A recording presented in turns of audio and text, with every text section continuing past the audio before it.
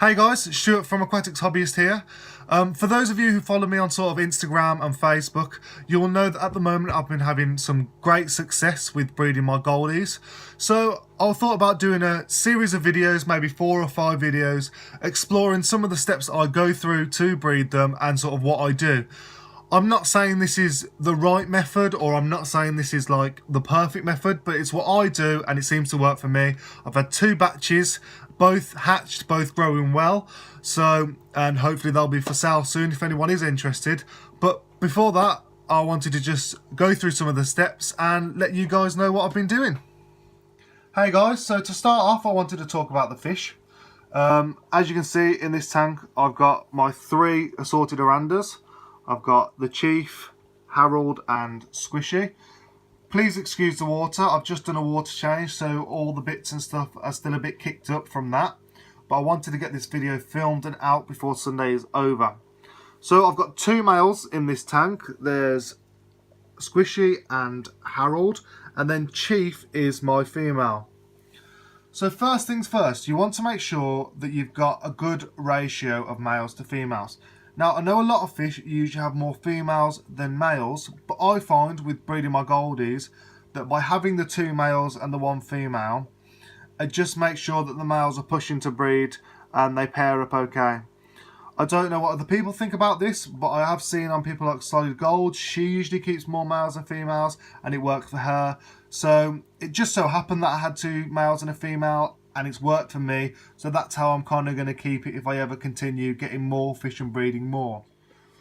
I think it's just worth pointing out at this stage as well, guys, that I do keep an eye on the fish, so if I did feel like the female was getting harassed too much, then I would obviously split them up or add in more females. As it stands at the moment, they only sort of harass her when they're ready to breed, which works for me and I'm happy with that, and they all seem to get on quite fine. Starting with sexing goldfish, it's not the easiest thing to do. The only reason I've kind of worked out is A, looking for the spawning behaviour, and B, if you look at Squishy here, he's easier to see. He's got sort of the breeding stars on his gills. This is something that usually males get when they're of a mature age and ready to breed.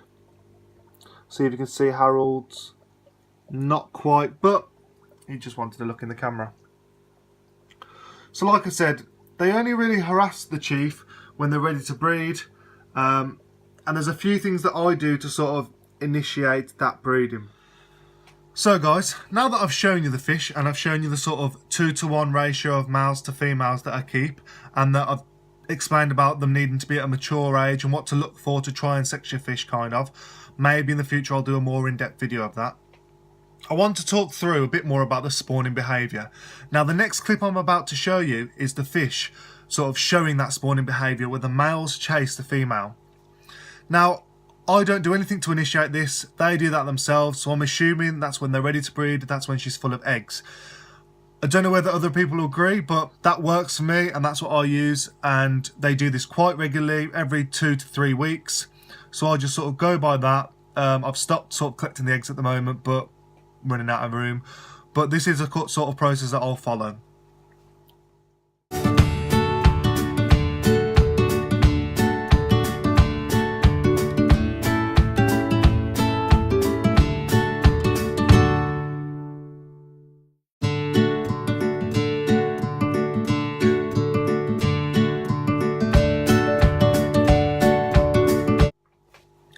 So guys, once I start to see this sort of spawning behaviour from the fish, I follow a kind of 3-step process to get them ready for spawning and to collect the eggs. First things first, their diet. So usually I feed them these fancy goldfish sinking pellets from Fish Science. They enjoy those, they get fed twice a day, once in the morning, once in the evening, and they like them. I find they eat these a lot better than some of the other foods I've tried. And then I also enrich their diet slightly with once, maybe twice a week, mainly feeding frozen bloodworm, but if I get any other frozen foods, I'll feed that as well. Now, when they start to show this spawning behaviour, the first thing I will do is feed them some frozen bloodworm. This just enriches their diet slightly, and it gives them some extra boost on their diet, and it gives them a bit more of an enriched diet, so it's out of their norm. They've got some extra bloodworm and that kind of things.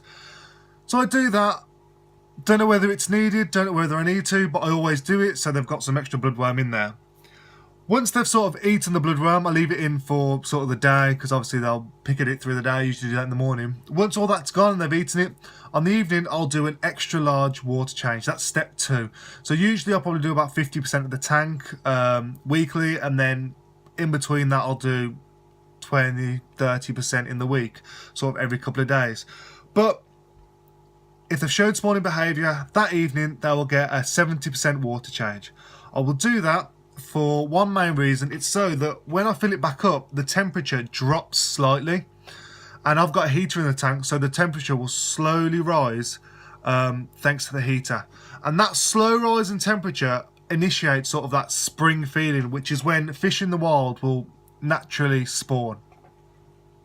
So seeing as that temperature's rising and the I'm sort of mimicking spring for them, I will then, as the water's filling back up and it's filled up to the top, I will put in the spawning mop, and that's step 3.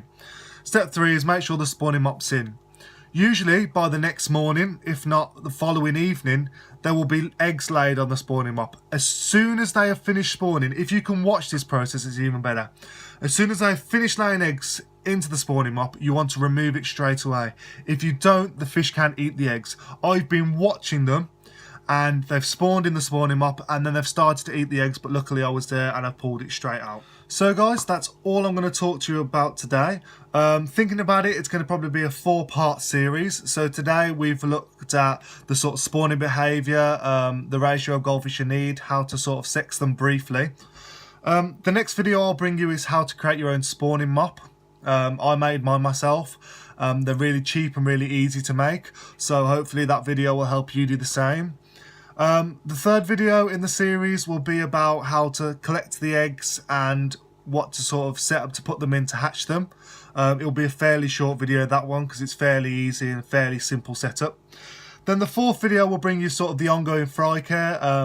I'm hopefully filming stages of my fry as they're growing up, so that might take a little longer to film because they will take a while to grow to a sort of size where they're visible colours and that kind of thing. But that'll be the fourth video, and then hopefully that'll complete the series, and I'll hope you'll like it. So don't forget to hit that subscribe so you can see when the next videos are coming out. Check out my Facebook, Aquatics Hobbyist, and my Instagram at Aquatics Hobbyist. Hope you liked the video. Don't forget to like it. Any comments are well received. I love any feedback, positive or negative. Just let me know. And have a good evening, guys, and I'll see you next week.